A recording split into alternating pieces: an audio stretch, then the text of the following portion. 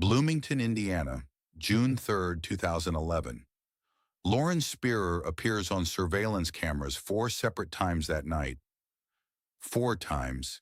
She's seen leaving a bar, seen outside an apartment, seen being walked home, each camera placing her 1 block closer to safety.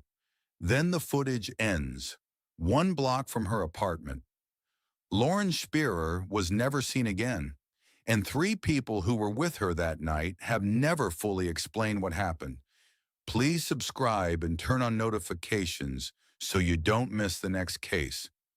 Lauren Spierer was 20 years old, a sophomore at Indiana University, 4 feet 11 inches tall. By every account, she was social, bright, and well-liked on campus. That night, she went out with friends near the Kirkwood Avenue bar district.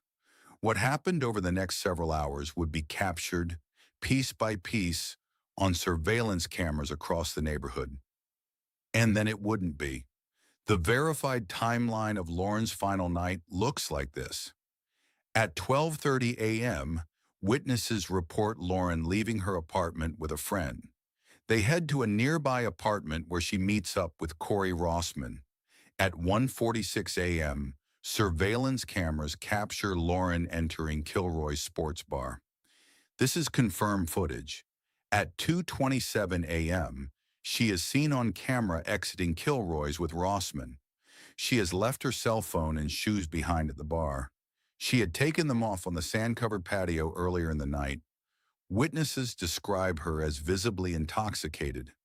At 2:30 a.m., surveillance footage shows Lauren entering Smallwood Plaza, the apartment complex where she lives. A passerby named Zach Oakes notices how intoxicated she appears and stops to ask if she is okay. She doesn't go inside. At 2:48 a.m., cameras capture her entering an alley running between College Avenue and Morton Street. At 2:51 a.m., she exits that alley and walks toward an empty lot. Her keys and purse are found along this route. She and Rossman arrive at his apartment shortly after. His roommate, Michael Beth, is there. Rossman is severely intoxicated. Beth later states he tried to convince Lauren to stay and sleep there safely. She refuses. She says she wants to go back to her own apartment. At 3:30 a.m., Lauren is at the nearby apartment of Jay Rosenbaum. He later tells investigators he noticed a bruise under her eye, likely from a fall earlier that evening. She tells him she doesn't know how she got it. 2 calls are placed from Rosenbaum's phone. He says Lauren made both calls to 2 different friends. Neither answers, no messages are left. At 4:30 a.m., Rosenbaum reports that Lauren left his apartment.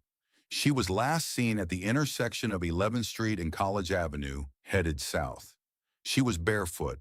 She was wearing black leggings and a white shirt. That is the last confirmed sighting of Lauren Spierer. She was never seen again. Within hours, her boyfriend Jesse Wolfe sent her a text. The reply came back from a bar employee who had found her phone. Wolfe immediately reported her missing. Her parents, Rob and Charlene Spierer, arrived in Bloomington almost immediately. They hired private investigators. They held press conferences. They appeared on national television. The FBI became involved alongside the Bloomington Police Department. Over 3,000 tips were received. A landfill was searched for 9 days. Multiple properties were investigated years later. No confirmed evidence of what happened to Lauren has ever been made public.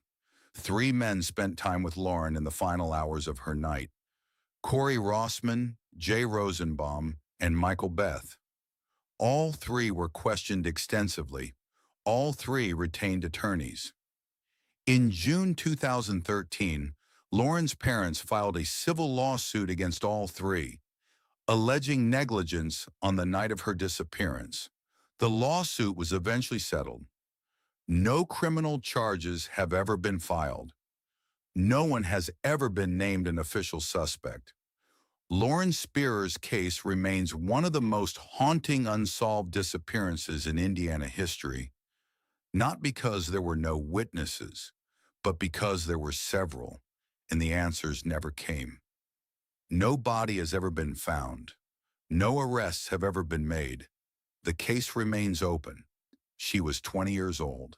She was barefoot, walking home, and somewhere between 4:30 a.m. and sunrise, she simply ceased to exist in the public record.